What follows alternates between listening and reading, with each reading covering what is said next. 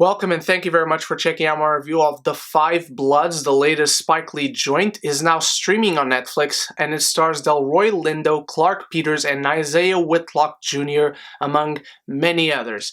It's a very important film, and we very much need to talk about it. It tells the story of four African-American vets who battled the forces of man and nature when they returned to Vietnam, seeking the remains of their fallen squad leader and the gold fortune he helped them hide many years ago during the Vietnam War. In many ways, this is exactly the type of film you can expect from Spike Lee. It's got social and political commentary that is very poignant. Sometimes it's very in your face, but at least I feel in a very good way. Other times, it's so ingrained into the story you can barely notice it, but when you do notice it, it punches you right in the gut. And The Five Bloods is no different. It features all of that in a very unique and inventive way, even for Spike Lee, who does that all the time in amazing ways. That's the movies that this man does, and he does a great job at them. And right now, the world kind of needs a movie like this that talks about these tough topics to talk about. But I actually want to start with the negatives, because I have a lot to say about things to like in this film. I gotta say, one of the gripes I have with this film is something that also bothered me in BlacKkKlansman, a great film that I loved back in 2018. This film sometimes breaks the fourth wall, and it actually breaks the fourth wall in different ways. There are moments where it kind of works, there are moments where it doesn't work. You just spend a lot of time with people suddenly breaking the fourth wall, and it kind of stops the flow, and for a second it took me out of what could have been seamlessly flowing, powerful moments. I got back into them and received the powerful message of those moments nonetheless, but they did take me out once they suddenly turned to the camera. There's also some visual aids in this film that I just didn't feel they were needed. Sometimes people are looking at the picture and then Spike Lee decides to put just that picture with the black background on screen, and you just overhear the dialogue as the scene is continuing to go on. And I just didn't think the movie needed that whatsoever. We saw the picture, or we knew what these people were talking about, or who these people were talking about, so we didn't need these visual aids to get that message across. And last but not least, before we really get into the positives, I gotta talk about the first hour of the film, because it felt a bit slow. It's got all the qualities the rest of the film, which I will talk about, has, but it did feel like it wasn't really getting going. It wasn't really going full throttle just yet for that first hour. But after that, holy shit.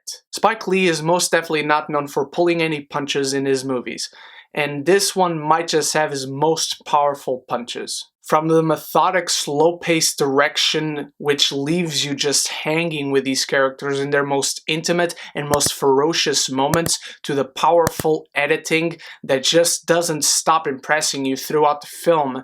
The dialogue is fantastic, as well as the whole script in general, but man, the performances in this film, everyone does a phenomenal job.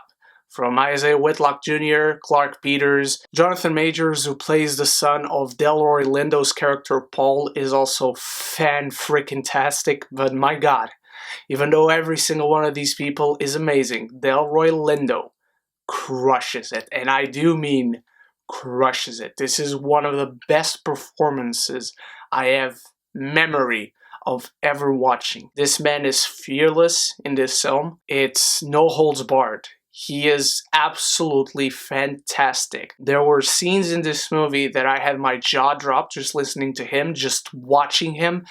I felt cold sweats seeing his performance, and when I thought he couldn't impress me anymore, he went on and he did impress me more and more as the film went on. No matter what you're hearing about his performance, no matter what you hear me about his performance, it's nothing compared to actually seeing his performance in this film. I seriously cannot praise it enough. And when it comes to after that first hour mark of the film, again, it really is no holds barred. This film is like Apocalypse Now meets Treasure of Sierra Madre. It's a story about madness, about grief, about trauma. It's a story about how black lives are mistreated by their own country, how they fought a war that was not morally correct and they had nothing to gain from, but still they went on and they fought for their country. This film is exciting, it is violent, and can be enjoyed strictly as that.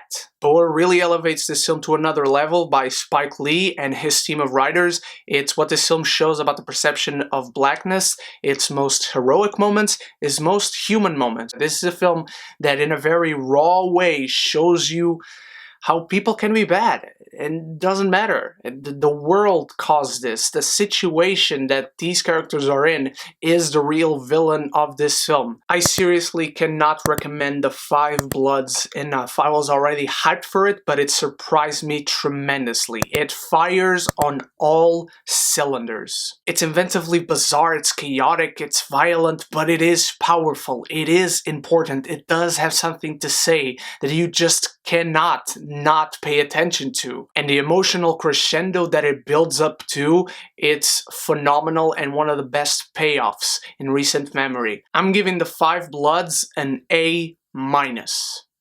Thank you so much for watching, my beautiful geekies. You are the best. Don't forget to let me know your thoughts on The Five Bloods and let me know what is your favorite Spike Lee movie along with that. And thank you so much once more for watching. Stay tuned for my review of The King of Staten Island still to come. And check out my review of Artemis Fowl now streaming on Disney+.